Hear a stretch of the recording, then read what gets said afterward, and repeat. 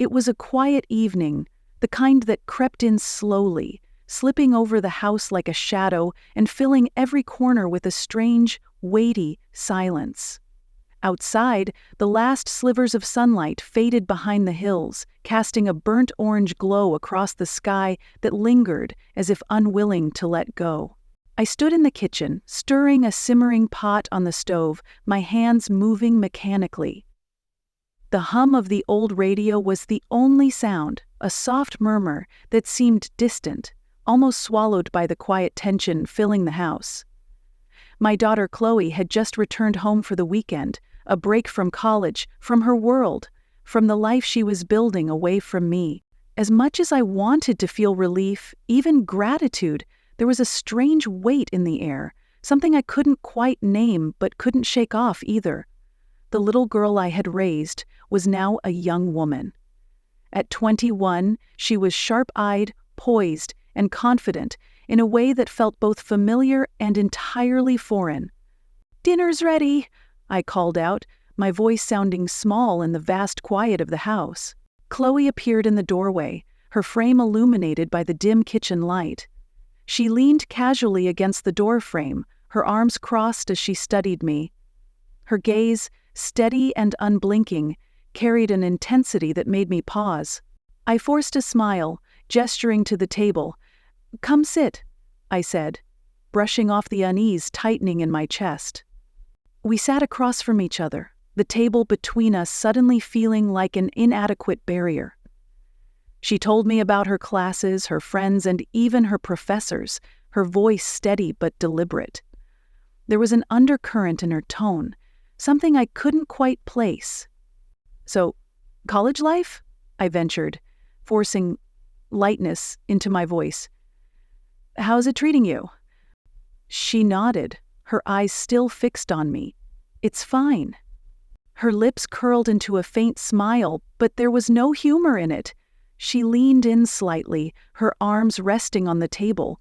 "But Mom," she began, her voice lowering almost to a whisper, "there's something I've been meaning to talk to you about." Her words hung in the air, dense and pressing. My throat tightened as I swallowed, trying to suppress the unsettling twist in my stomach. "Go on," I managed, my voice barely audible. Chloe leaned back, her expression softening, though her gaze remained unyielding. I think about how things used to be, back when it was just us. Sometimes I miss it." Her voice was soft, tinged with something vulnerable. I knew what she meant. I had felt it too.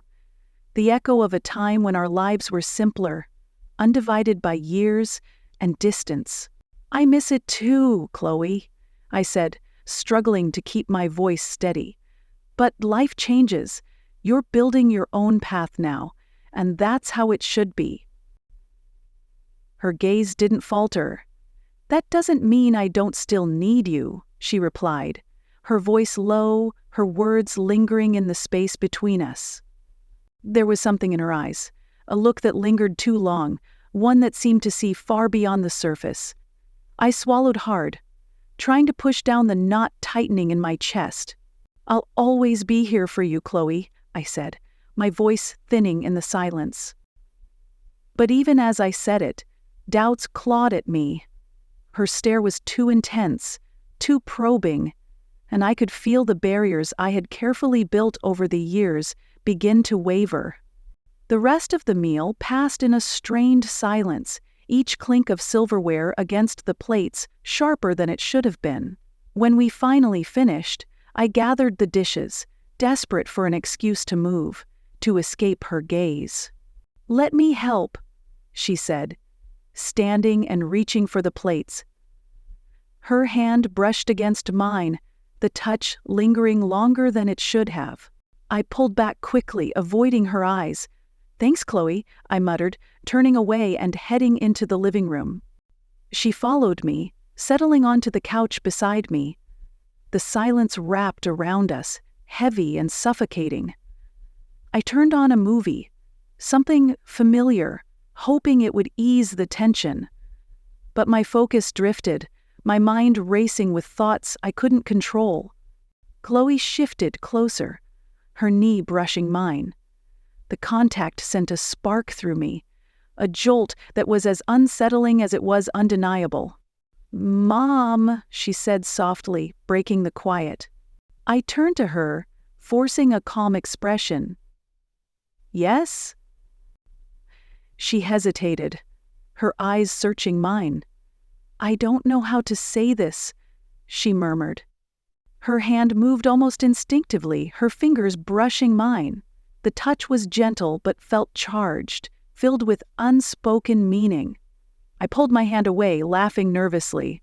"You're being mysterious, Chloe. Just spit it out." Her gaze was steady, unwavering. "It's just, I feel like everything's changed since I left. I miss us, Mom.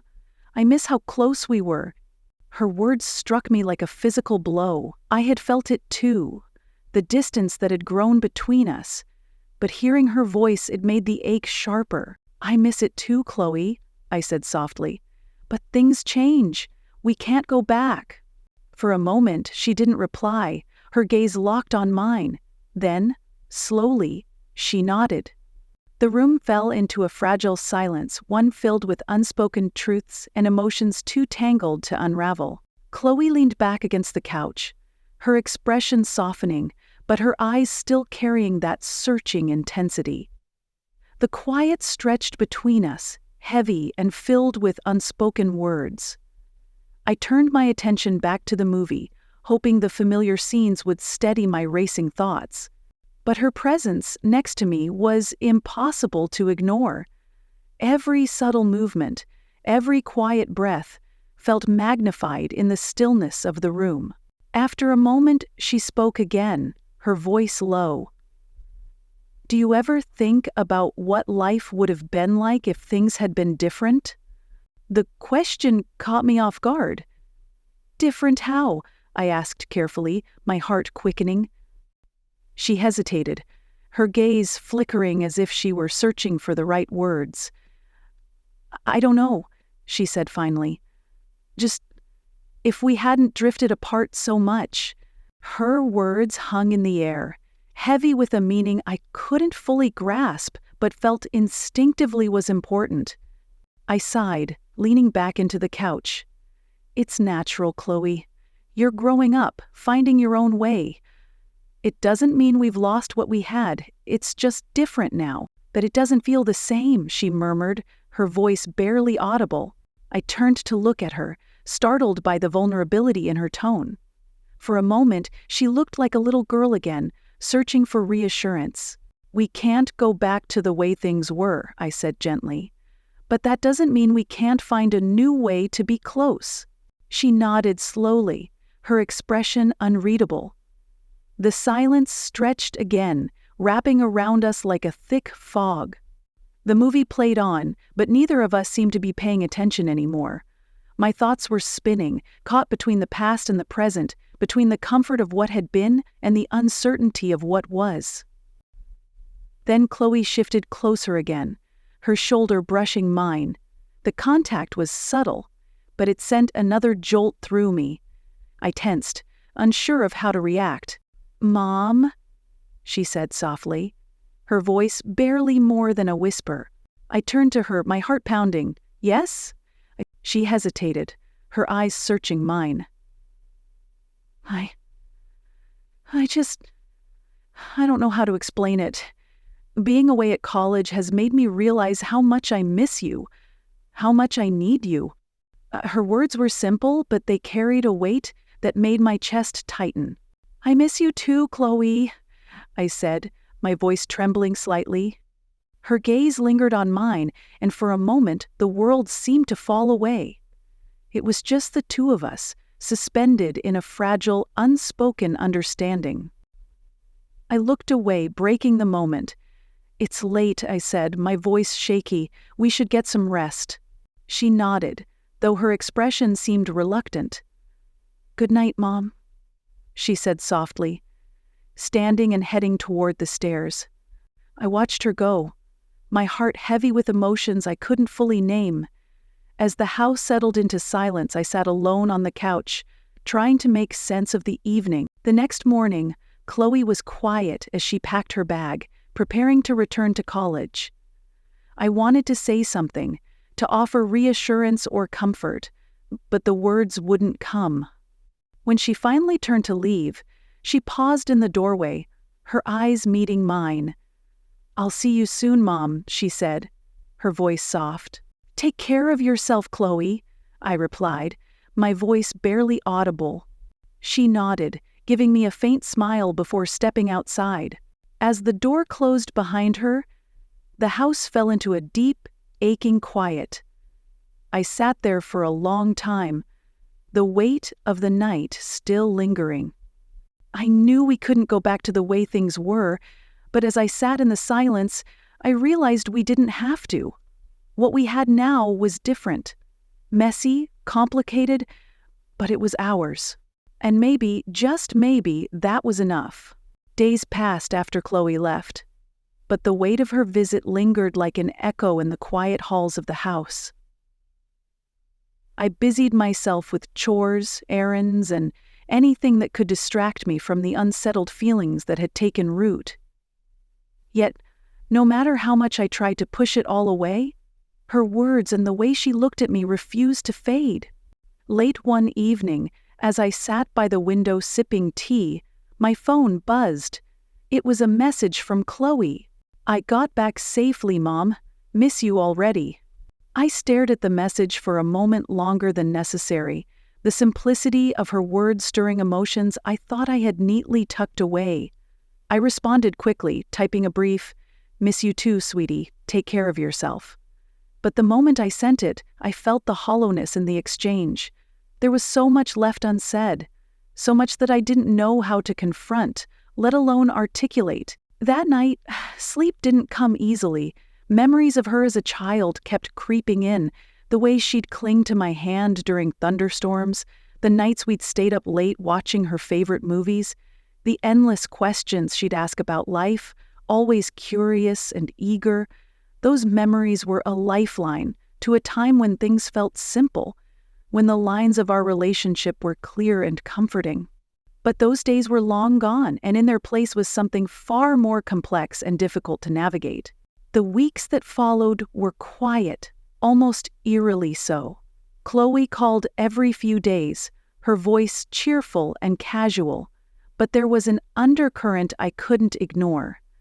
It was in the way she'd pause after certain words, in the way she'd linger on the line just a little longer than necessary. One Friday evening, as I was settling in for the night, the doorbell rang. My heart skipped. Few people visited unannounced, and for a fleeting moment, I wondered if it might be Chloe. Opening the door, I found her standing there, her overnight bag slung over one shoulder. "Chloe," I said, surprised but not entirely shocked. "What are you doing here?" "I needed a break," she said simply, stepping inside before I could respond. Her presence filled the house again, banishing the silence I'd grown accustomed to. But along with her presence came that same tension from her last visit, that same strange energy that made the air feel heavier. We spent the evening catching up, cooking dinner together like we used to. She seemed lighter, more at ease, and for a while I allowed myself to believe that things were normal again.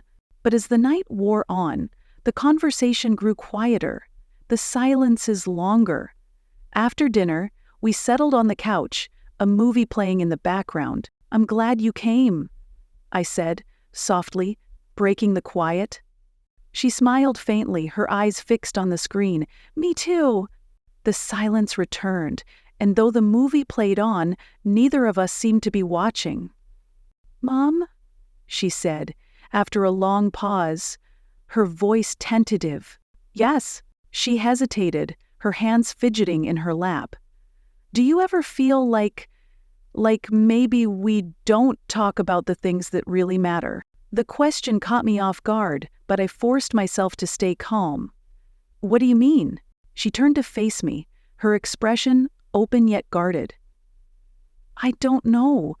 It's just, I feel like there's so much I want to say, but I don't know how to say it."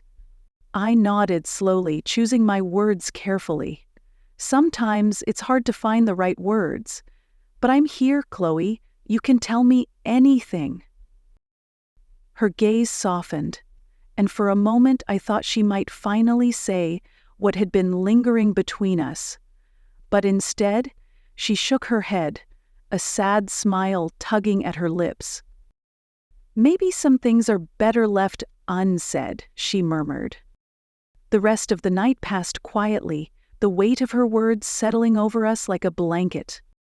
The next morning, Chloe left early, her goodbye brief but lingering. As she drove away, I stood in the doorway, watching until her car disappeared from view. For the first time in weeks, I felt a strange sense of clarity. The lines between us had blurred, yes, but they hadn't been erased. Whatever confusion or tension had arisen, it didn't have to define our relationship. As I closed the door and turned back to the quiet house, I made a decision. I would focus on rebuilding the bond we'd once shared, not by clinging to the past, but by embracing the present for what it was. Imperfect, messy, but still full of love. Chloe and I had faced a crossroads, one that could have led us down a path neither of us truly wanted, but in the end, we chose the right direction, the one that would allow us to move forward, not as the people we once were, but as the people we were becoming. And for the first time in a long time, I felt at peace.